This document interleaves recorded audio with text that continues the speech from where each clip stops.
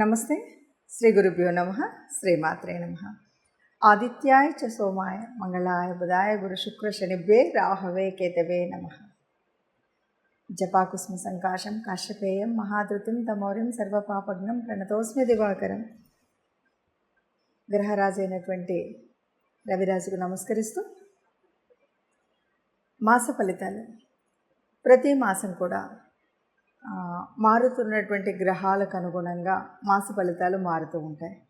మరి ప్రతి మాసంలో మాస ఫలితాలు చెప్పుకోవాలా అంటే తప్పనిసరిగా చెప్పుకుంటే వచ్చేటువంటి మనం తీసుకునేటువంటి నిర్ణయాలు కానీ, చేయవలసినటువంటి పనులు కానీ, ఎలా చేయాలి, ఏ ప్రణాళికలు వేసుకోవాలి, ఏవి చేయకూడదు అనేటువంటి ఒక సరి అయిన దిశా నిర్దేశనం జరుగుతుంది. కాబట్టి మనం ప్రతి మాసంలో మాస ఫలితాలు, అలాగే పక్ష ఫలితాలు, వీలును బట్టి వార ఫలితాలు ఇలా చెప్పుకోవడం అనేటువంటిది జరుగుతుంది. గ్రహాలు అనేవి నిరంతరం నిత్యం కదిలేటువంటివి. ఆ గ్రహాల యొక్క కదలిక ఏదైతే ఉందో దాన్ని మనం గోచారం అంటున్నాం. గోచారం మూలంగా అంటే జన్మజాతకంలో మనకు గ్రహస్థితి ఎలా ఉన్నా ఈ మారుతున్నటువంటి గ్రహాలు భూమి మీద ఉన్నటువంటి మానవుల మీద చూపెట్టేటువంటి ప్రభావానికి తగినట్టుగా మనం ఎలా చేసుకోవాలి, ఏం చేసుకోవాలి అని చెప్పుకోవాలి.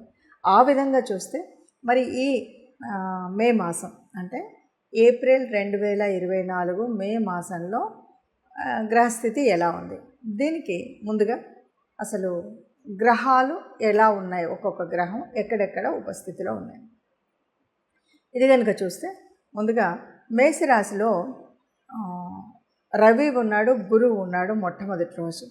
కానీ గురువు మొదటి రోజు అంటే 1వ తారీఖు సాయంత్రం నుండి అంటే మనం 2వ తారీఖు లెక్క వేసుకున్నా కూడా గురువు వృషభంలోకి మారుతున్నాడు.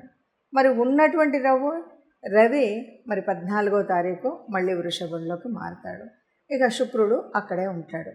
ఇది ముందుగా మేషరాశిలో కనిపించేటువంటి రాశి గ్రహాల యొక్క కూటమి. తర్వాత కన్యలో కేతువు, ఇంకా కుంభంలో శని కనిపిస్తాడు. ఇక దాటితే మీనరాశిలో కుజుడు, తర్వాత బుధుడు, రాహు, ఈ ముగ్గురు అక్కడ ఉంటారు. బుధుడు 11వ తారీఖుకి మళ్ళీ మేషరాశిలోకి ప్రయాణం చేస్తాడు. ఇది రాసుల యొక్క స్థితి, రాసులలో గ్రహాల యొక్క స్థితి.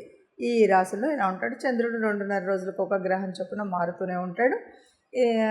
ఇలా గ్రహాలు ఉన్నప్పుడు మరి ఈ మార్పు వల్ల ఒక్కొక్క రాశి వారికి అంటే 12 రాశుల వారికి ఎలా ఉంటుంది, దానివల్ల ఫలితం ఎలా ఉంటుంది అంటే ఇటు చిన్న చిన్న మార్పులే. ఎందుకంటే ఒకేసారి ఈ నెల లోపల ఉద్యోగాలు వచ్చేసో, పెళ్ళిళ్ళు అయిపోయో, ఇంకేదో అవుతుందన్నది కాదు.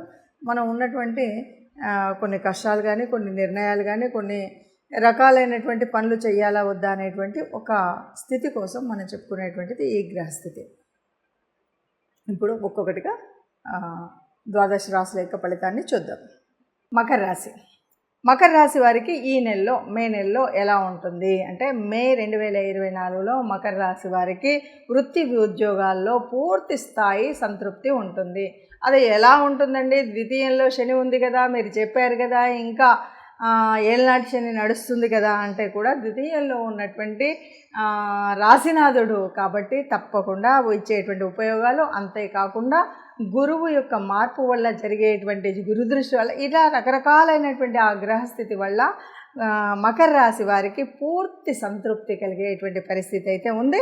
అలాగే ఆర్థిక పరిపుష్టి చాలా వరకు కూడా ఇప్పటి వరకు ఉన్న ఇబ్బందులన్నీ తొలగిపోయి ఆర్థిక పరంగా పరిపుష్టి అయితే లభిస్తుంది. కొత్త పథకాలను వీటన్నిటి కూడా శ్రీకారం చుడతారు. నేను ఇంకోటి చేయాలనుకున్నాను, ఇది చేయాలి. వ్యాపారం చేసేవాళ్ళు ఇంకొంచెం ఎక్స్టెన్షన్ చేయాలనుకున్నారు, చదువుకోవాలనుకున్న వాళ్ళు ఇంకొక దానికి మనం ఎలాగా ఈ ఉన్నత ఉద్యోగానికి వెళ్ళడం కోసం ఏం చేయాలి, ఇలాంటివన్నీ కూడా ఒక కొత్త పద్ధతికి శ్రీకారం చుడతారు.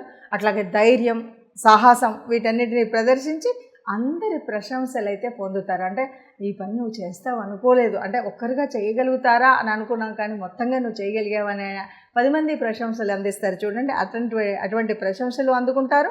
అయితే కొద్దిగా మనం భయపడవలసింది ఏంటంటే మనం తిరిగేటువంటి ఎండలో తిరగడం, ఇలా అంటువ్యాధులతో సోకేటువంటి ప్రమాదం అయితే ఉంది.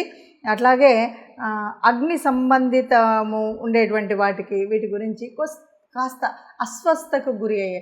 అంతెందుకు, అగ్ని అంటేనే మామూలుగా మనం అనుకునే అగ్ని కూడా కాదు, సూర్యాగ్ని కూడా ఉంటుంది కదా. మనం ఎండల్లో తిరిగి ఎండలకి వేడి దెబ్బ కొట్టి కూడా అస్వస్థతకు గురి అయ్యేటువంటి అవకాశం ఉంటుంది. కాబట్టి ఈ విషయంలో కొద్దిగా జాగ్రత్తగా ఉన్నట్టయితే, అంటే తిరగడంలో వీటిలో ఆరోగ్యం మీద కాస్త శ్రద్ధ పెట్టి ఉన్నట్టయితే మీరు అనుకున్నది అనుకున్నట్టుగా చేయగలుగుతారు. అన్నింట ఆర్థికంగా పరిపుష్టిగా ఉంటారు, ఆనందంగా ఉంటారు, సంతోషంగా ఉంటారు. ఇంతకు ముందు ఉన్నటువంటి కష్టాలన్నీ ఏదో ఒక్కొక్కటిగా తీసివేస్తున్నారు. ఇంకా నాకు సుఖాలు వచ్చేటువంటిది, నాకు విజయాలు వచ్చేటువంటి సమయం వచ్చింది అన్నటువంటి తృప్తి మీకు కలుగుతుంది. మరి గ్రహాల స్థితిని బట్టి మనం ఈ రాశి ఫలితాలను చెప్పాము. ఇలా రాశి ఫలితాలు ఉండడం అనేది అందరికీ ఇలాగే ఉంటుందా, అందరికీ ఇలాగే జరుగుతుందా అంటే, మీరు చెప్పారు కానీ మీరు చెప్పినటువంటి ప్రమాదం జరగలేదు, లేదా మీరు అన్నటువంటి అదృష్టం కలగలేదు, ఇలాంటి అనుమానాలు చాలామందికి వస్తాయి. వీటన్నిటికీ పరిష్కారం ఏంటంటే, గోచారం అన్నది అందరికీ యాక్యురేట్ రిజల్ట్ ఇస్తుంది అన్నది కరెక్ట్ కాదు. మరి కరెక్ట్ కానప్పుడు ఎందుకు చెప్తున్నారు అనేటువంటి ప్రశ్న కూడా మీకు ఒకటి వస్తుంది. కరెక్ట్ కాదు అంటే, ఉన్నటువంటి వాళ్ళకి చాలామందికి జాతకం తెలియకపోవచ్చు, అంటే జన్మజాతకం రాయించుకొని ఉండకపోవచ్చు. అలాంటి వాళ్ళకి దాదాపు అంటే కోటానుకోట్ల మంది ఉంటే అందులో ఒక 30-40% ఆఫ్ ద పీపుల్కి ఇది కనిపిస్తుంది. అంటే ఈ గ్రహం ఇక్కడ ఉన్నప్పుడు దీని ప్రభావం ఇలా ఉంటుంది అని. ఎప్పుడు ఈ జన్మజాతకంలో ఉన్నటువంటి గ్రహాలు పూర్తిగా మంచి చేసే విధంగా ఉన్నాయా, యోగించని ఉన్నాయా అన్నదాన్ని బట్టి ఉంటాయి. అంటే గ్రహాల స్థితి, యుతి, వాటి యొక్క దృష్టి, ఇవన్నీ కూడా ఇప్పుడు మారుతున్నటువంటి గ్రహాలే కాదు, జన్మజాతక కుండలిలో ఉన్నటువంటి ఆ దృష్టిని బట్టి, ఆ యుతిని బట్టి, ఆ యోగించే గ్రహాలను బట్టి ఉంటుంది. వీటితో పాటు అంతర్దశలు, జరుగుతున్నటువంటి దశలేంటి, అంతర్దశలేంటి, ఇవి ఇప్పుడు మనకు యోగించేవా కావా, వీటన్నింటిని బట్టి ఫలితం ఉంటుంది. కాబట్టి సహజంగా ఏదైనా సరే పూర్తి మనకు జీవితంలో ఎలా ఉంటుంది అని తెలుసుకోవాలి. లేదు ఈ నెలలో ఒక చిన్న పని చేయాలి, చిన్నది ఆరంభించాలి అంటే ఇలా చూస్తే సరిపోతుంది. అలా కాదు, మా జన్మరీత్యా ఉన్నటువంటి దాని ప్రకారంగా నేను ఎప్పుడు పుట్టానో తెలుసు, date of birth, place of birth, time of birth తెలుస్తుంది అనుకుంటే, మీకు నచ్చినటువంటి జ్యోతిష్యుల ద్వారా మీ యొక్క జన్మకుండలిని వేయించుకున్నట్టయితే మీ యొక్క పూర్తి జ్యోతిష్యం అనేది తెలుస్తుంది. దానివల్ల ఏ వయసులో, ఎలాంటి ఉన్నతి ఉంటుంది, ఎలా ఉంటుంది, సంతానం ద్వారా ఎలా ఉంటుంది, సంతానం ఎలా ఉంటుంది, ఇవన్నీ విషయాలు తెలుస్తాయి. అలాగే ఫైనాన్షియల్గా కానీ, ఉద్యోగరీత్యా కానీ, వచ్చేటువంటి భార్య ద్వారా కానీ, ఇవన్నీ కూడా మనకు పూర్తిగా మీ జన్మజాతకంలో మీకున్నటువంటి అంటే మీరు పుట్టిన సమయం ఇవన్నీ పూర్తిగా తెలిసినట్టయితే, మీకు తెలిసినటువంటి జ్యోతిష్యుల ద్వారా ఇది పూర్తిగా మీరు సమన్వయం చేసుకున్నట్టయితే సరిగ్గా ఉంటుంది అని చెప్పవచ్చు. సర్వే జన సుఖినో భవంతు. నమస్తే.